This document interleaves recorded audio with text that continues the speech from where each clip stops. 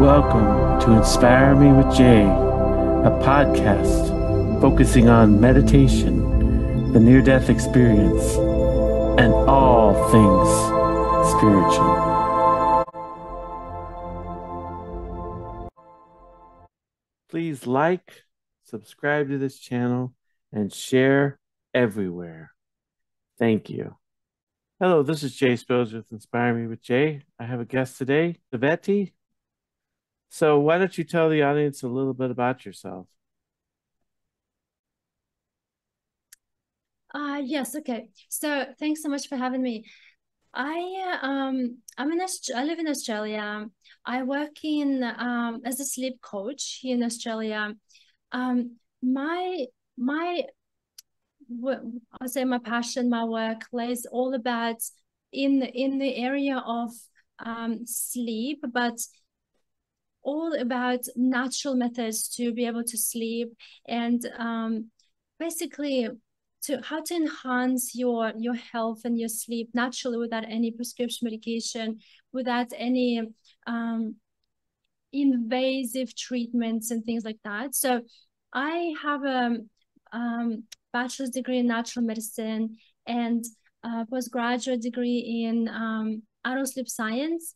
And I've been working as a sleep coach since how many years? About 7 years. I've been in this field, researching, trying things, helping people with methods, basically from natural methods, traditional sources, and basically natural medicine to help enhance their life and get better sleep, basically. A lot of people have tried what I teach and can sleep. They wake up happy and full of energy and don't struggle anymore with insomnia. Particularly insomnia is most common issue that I work with. So it's all about basically getting to sleep naturally and without having to struggle and emotionally and having to take medication. So you said that you're a scientist. Is that what you do in terms of science, is sleep medicine? Yes. So yeah, exactly. But I don't work in the hospital anymore as a sleep scientist. So I just work as a sleep coach online with using natural medicine for improving insomnia. Mm-hmm. So what kind of natural remedies do you use? So natural remedies such as teas, such as you see, yeah, I'm a yoga teacher as well, so I use yoga, mindfulness. You see, when it comes to sleep, people think that they need to relearn the skill to go to sleep naturally, or somehow they need something to actually go to sleep or to sleep better. But in reality, it's not the sleep that we need to learn to do. We need to learn how to relax. So things that I teach based on relaxing nervous system, relaxing your mind, relaxing the body, relaxing and changing a few things in the house, like your environment at home to get you ready for relaxation. And if you relax as your body needed to relax, you will sleep naturally. So it's the ability to relax that we're lacking these days, and we just forgot how to do it with the lifestyle that we live in at the moment. It's very fast and it's very full, so we are exposed to a lot of stimuli and things like that overload our brain. So really, the relaxation is what we all need. So I also create music online, such as including brain waves, like a delta brain waves, binaural beats, and music that works directly on your brain that helps your brain to actually get to that brain wave that is mimics deep sleep. So basically delta brainwaves is the deep sleep waves. So when we're unable to sleep, it's basically the brain isn't able to get to that stage where we in that deep sleep, and that slow brainwave, which is delta. So and what happens is we stay awake, or we stay in a very light sleep.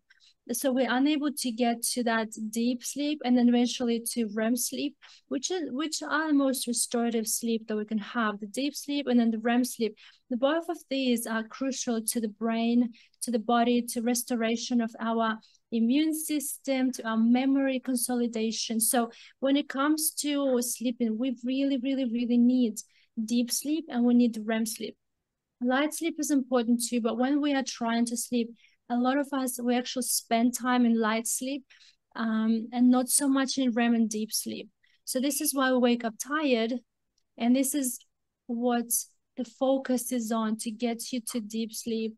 And eventually after deep sleep, you will get the REM sleep as well.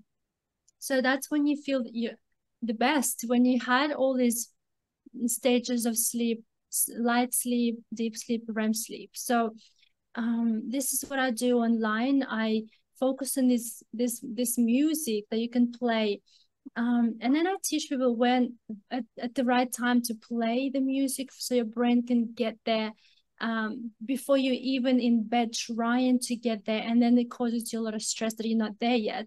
So so I focus on habits, I focus on environment at home, I focus on the sleep enhancers and taking out sleep disruptors from your life that is inhibiting the sleep, basically. So do you have your music? Is some of it on YouTube? Yeah, it's all on YouTube. So it's either on YouTube or on the app. I have an app that is called Sleep Academy Online, which is a free app, and there is a lot of free resources there for people to download, and free programs there as well. Or YouTube, Sleep Academy Online. It's on YouTube, so you can listen to it for free as well. Yeah, so it's there. What are some of the inhibitors that people have to falling asleep? So yeah. So a lot of it is basically whatever it is that stimulates the brain to stay awake. So it could be, well, sometimes issues could be psychological. So there's a lot of stress going on. There's a crisis in that person's life, or it's simply just sensory overload. There's a lot of overload happening these days because of TV blue light, and there's a lot of noise, and then there's a lot of information that overloads your brain, and your brain is lagging processing all this information to get you to the state of peace, basically. So when we have all this information we're exposed to during the day, you see, before we get to work, we're already exposed to thousands of things, right? We're exposed to traffic lights, road rage. We're exposed to all of these things that visually we are unable to process as much information at once as we are exposed to. And to add to it, busy lives, having children, having jobs and commitments, and then having to come home and you try and relax, but yet you want to watch TV, and a lot of that blue light actually disrupts the production of melatonin. So it's not just psychological disruptors are there, but now they are also neurological, because your biological disruptors there too, because you're not allowing your body to properly get to the state of relaxation and sleep. So you're blocking production of melatonin because you're exposed to blue light, and because you're exposed to a lot of noise, your fight or flight response is firing in your body. So you have a lot of cortisol and stress hormones floating in the body, because it's too much exposure, and your brain literally doesn't understand what is actually happening. So because it doesn't understand what's happening, it's putting into fight or flight response just to be on guard in case something is happening, in case you are in danger. So, and then bring into consideration our circadian rhythm, that we are exposed to late night work, we watch TV till late, we push our sleep time to, instead of going to bed at 9, 10 o'clock, we stay up till 11, 12 o'clock. So therefore we artificially delaying our sleep, and the brain again isn't understanding what's happening. So therefore we in this fight or flight response, and it could take us, I don't know, 6 hours to calm down from it, well, up to 6 hours. So really the lifestyle these days is hectic, and then coming home to a house that is not set up for relaxation is hard work for somebody to live this kind of lifestyle and go to sleep and sleep peacefully all night and wake up ready for the day and ready for full of energy. So this is what I do. I help people establish that environment at home, take away those sleep disruptors, bring in these sleep enhancing behaviors and things in the house that are supporting sleep and relaxation. And then you don't need to struggle with sleep anymore. You don't have to work on actual sleeping, but yet you are working, you're just there, and it happens by default. Well, so do you encourage people to turn all screens off like a half hour or an hour before bedtime? Depends on the person, depends on the goal, depends on what actually is disrupting their sleep. So each person is individual. However, that could be a case for some people. They need to turn off devices. Some people just need to wear blue light blocking glasses. So it's whichever way it suits the person, but also whichever people respond to which sleep disruptors and how they respond to sleep enhancers too. So it's what is it the most disrupting aspect in their life that there is, and what is the most sleep enhancing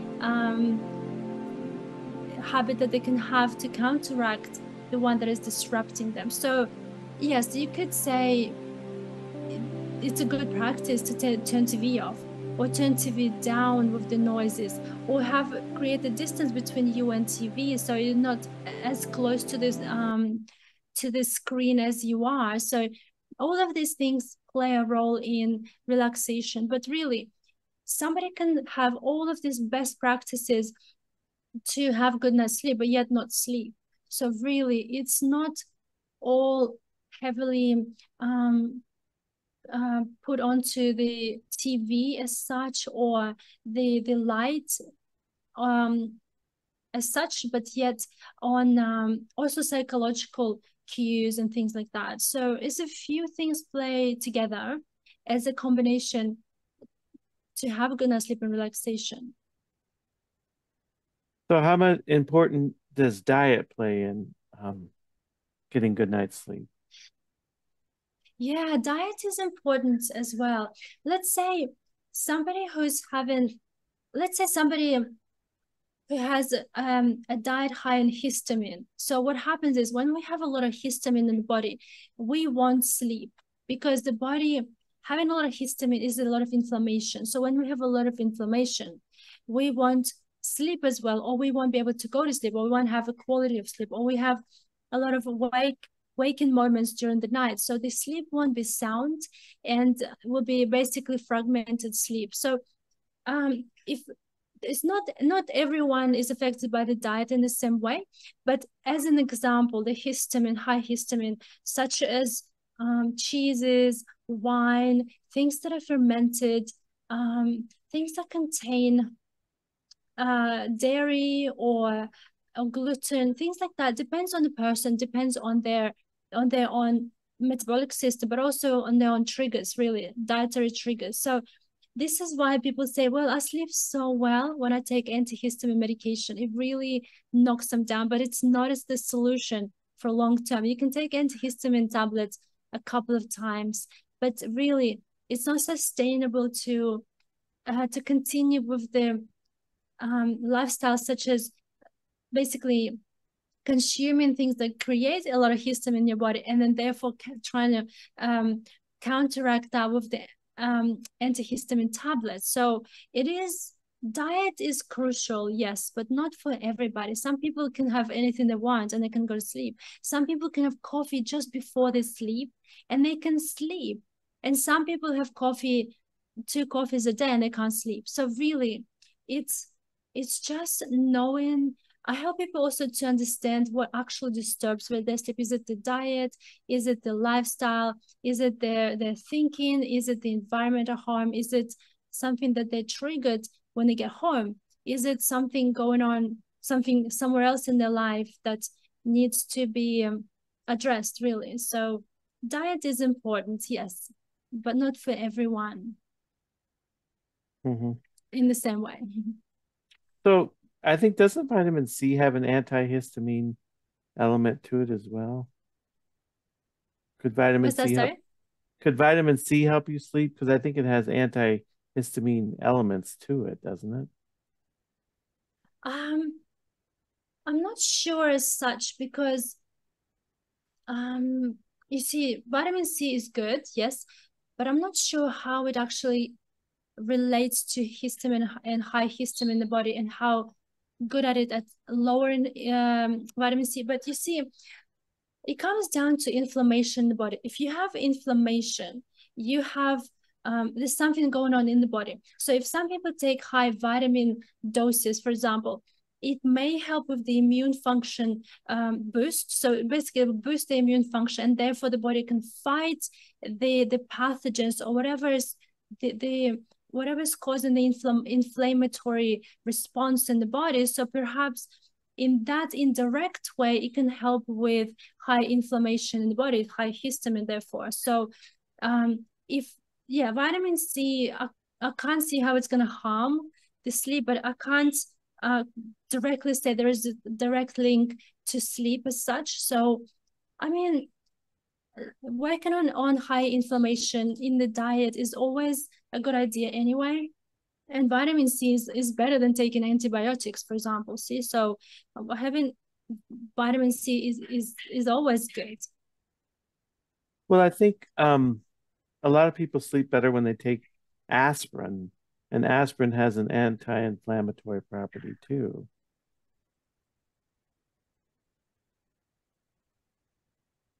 Yeah, well, it comes down to why do they have inflammation in the first place. So treating something with medication is not a sustainable way to actually, as a for a lifestyle, really. So aspirin, see, when it comes to medication, I'm not the best person to ask, because I'm not a doctor or I'm not a physician to actually specifically give you that advice. But where you see, I usually look at the person as in such a way that why do you actually have inflammation in the body? And if they do take any specific medication for specific ailments, it's usually they must go to their provider that is provided that treatment for them, and then discuss it with them how this could be either changed or supplemented in a different kind of way. For example, can you supplement antihistamine with vitamins, for example? It could be whatever ways. Depends on the supplement, depends on the medication and condition in the first place. But when I look at the person, I always ask them, why do you think you have inflammation? What is going on? What is your predisposition, and what is your current diagnosis, and what's the current treatment? And therefore, and then we look at what's the lifestyle, what's the goal, what's the end goal when it comes to your health, your sleep, your well-being, and things that they want to include in the final goal, in their goal for the way they want to feel. So usually every person that comes to me, it's always in relation to sleep. So we basically go from that point of how is this relating to your sleep? How is your current medication relating to your sleep or inability to sleep? How is your current conditions relating to your ability to sleep or have quality of sleep? So it's always revolving around why, what are you doing for it, how is this treated, and what would you like to happen? Mm-hmm. How important is meditation in what you teach? Yeah, meditation is a practice. It's more spiritual practice for some people. For some people, it's just quiet in the mind and just escape the escape the world, you know. And for some people, meditation is a chore, to be honest. So meditation, I personally do meditation every single day without fail. So it's my religious practice. So having to do meditation is, for me, is escaping from the world, but also giving myself time to spend time with myself. But also during meditation, there's different ways of to meditate. Sometimes it's just quieting your mind for a few minutes. Sometimes it's listening to the affirmations. So I usually create my own affirmations and I record them with the binaural beats, and listening to those particular affirmation around specific topic. For example, is it health? Is it love? Is it money? Is it in general a meditation just to quieten yourself before bed or when you wake up in the morning? So meditation is fantastic. There's so much research has been done on effects of meditation on the brain and on well-being that is absolutely priceless. Priceless effects on our brain, on our ability to sustain our emotional stability, our ability to emotionally move on from the places of stress, to be able to psychologically have resilience, basically. So it is an amazing practice. I think meditation is absolutely incredible for us. So, like, if someone was going to use meditation to help them sleep, do they need to meditate right before they go to bed, or can they just have a meditation practice sometime during the day and still get benefit? Yeah, so I find depends. Okay, when it comes to meditation, I mean, when it comes to sleep, let's start with the sleep.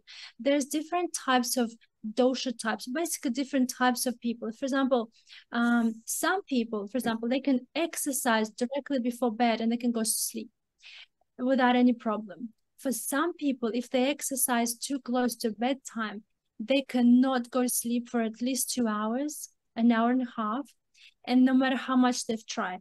The same goes with, well, I can't say the same, but it's a similar way to approach meditation when it comes to sleep. And for some people, it works amazing just before bed. They meditate, they quieten the mind is ready for sleep, and therefore they can go to sleep. For some people, they see it as a chore and they think, I'm gonna meditate, I gotta make time for meditation. So it becomes a stressor.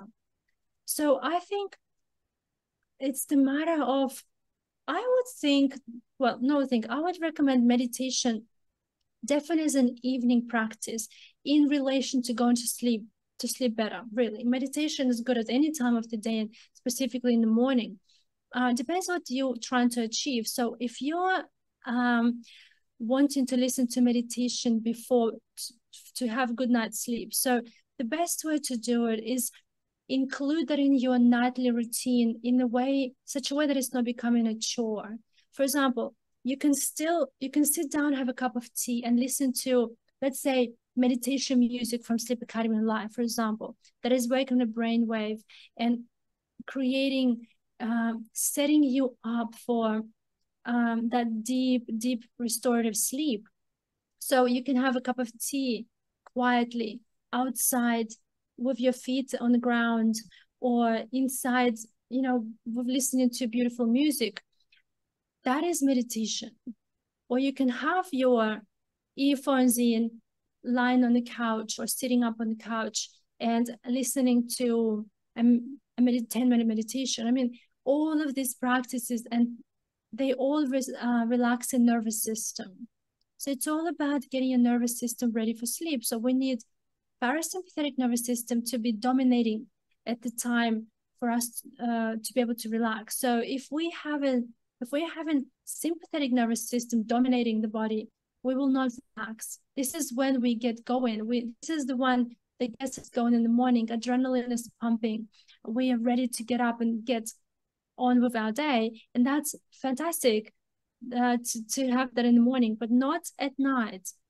And so really, meditation in the evening, at some point in the evening, is going to be relaxing, as long as it's not seen as it's a chore. Do I have to do it? Somebody told me to do it, I'm going to do it, and now I'm stressed about it. You see, there's a psychological component that is involved, how this is seen as a practice for relaxation and for sleep. Mm-hmm. You also encourage people to do yoga as a way to help sleep better. Yes, yes. So yoga is also could be a meditative practice. You can incorporate two together. If you do yoga quietly by yourself, or even following a class online, or just remembering a few stretches, yoga doesn't have to be a very structured practice. It can be, and it is in some classes, yes, but yoga doesn't have to be very strict and very structured. It could be just stretching gently on the bed before going to sleep. It could be having the meditation music playing on the background and just having lying down in a child's pose, for example, hugging a cushion. And you can meditate in that way, but you are actually doing this in the yoga pose. So really, yoga could be energizing and yoga could be relaxing. So it's just a matter of what's the actual goal you want to achieve doing yoga practice. Yoga is so much more than just exercise, and it's so much more than just stretches, and it's so much more than just yoga. As some people see just yoga, and yeah, it just depends what you're trying to achieve doing yoga. Well, just incorporating physical exercise, like taking a walk or doing aerobics, is that helpful to sleeping better at night as well? Having that as a program in your day at some point? Yeah. Yes, absolutely. Any type of exercise will get you to sleep better, depending also actually on the person, but also on the time of the day. So if it's done, vigorous exercise done too close to bedtime, for some people could be too much, too energizing, so they need time to wind down. But for a lot of people, gentle exercise before bed or sometime in the evening or in the afternoon is fantastic practice. Some people say, if I don't exercise, I can't sleep. But if I exercise, I can't sleep. So a lot of people see exercise as a medicine for sleep, basically. And they put a lot of hopes for it. If I exercise, I will sleep.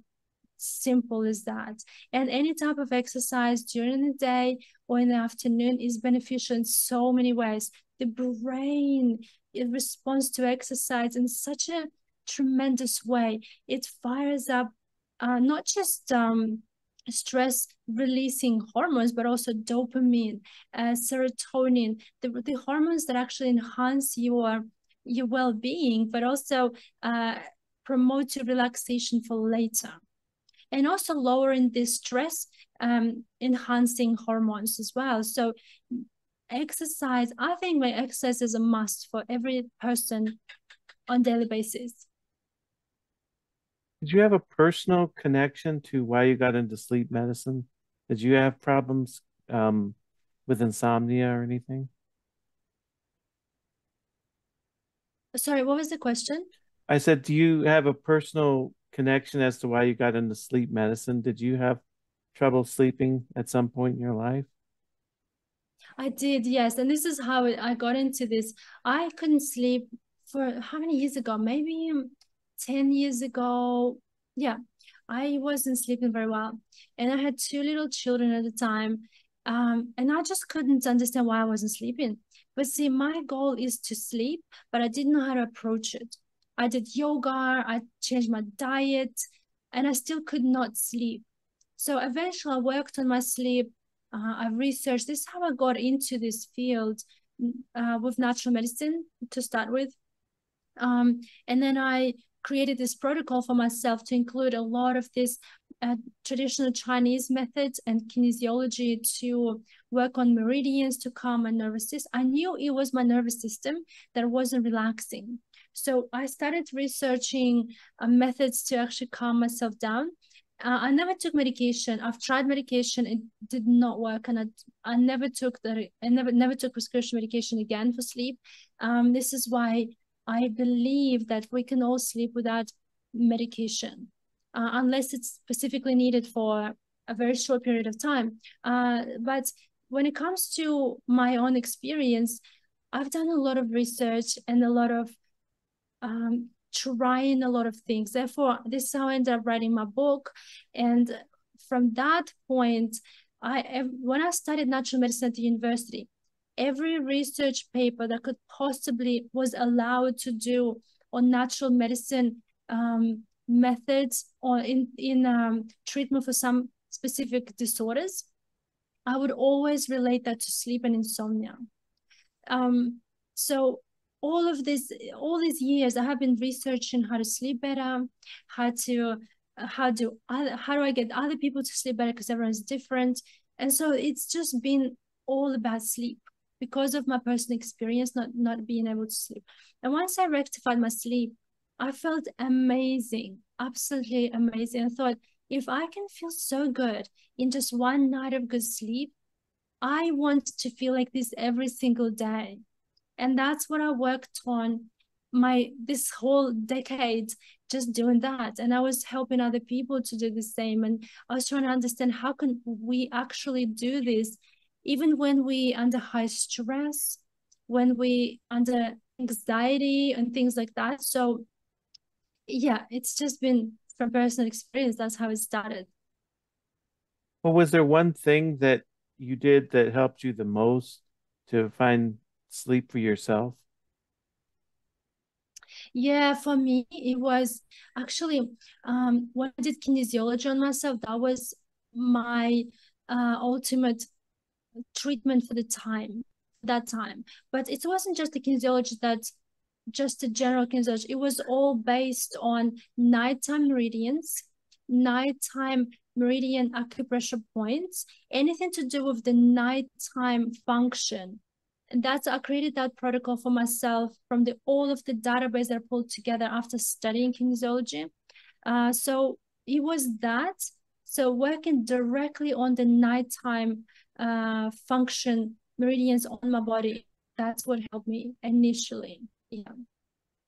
Mm-hmm. So if people want to get a hold of you or your academy, what's the best place that they can reach you?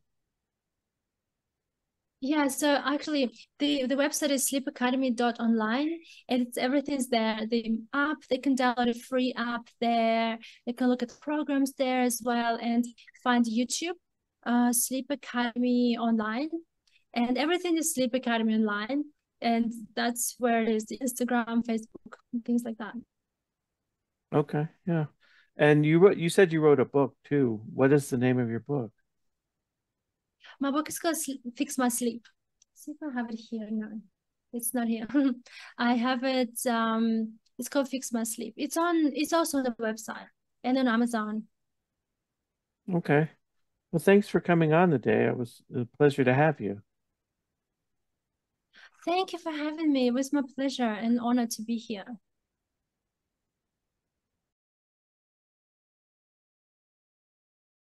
I spent several years of my life stressed, anxious, and depressed. I needed to find something that would make my life work. For me, that was meditation. With meditation, I found the peace of mind that I was looking for. I found the happiness, and I found a way to improve every area of my life, my emotional life, my spiritual life, my relationships. I was able to discover things about myself. I can give you the tools to meditate. I will walk you through the process and hold your hand. Whether you're a beginner to meditation who's never meditated, or whether you're someone who's tried meditation and it just never seemed to work, we can make it work. Meditation is something that everyone can do, and I can show you how. Check out my course on meditation.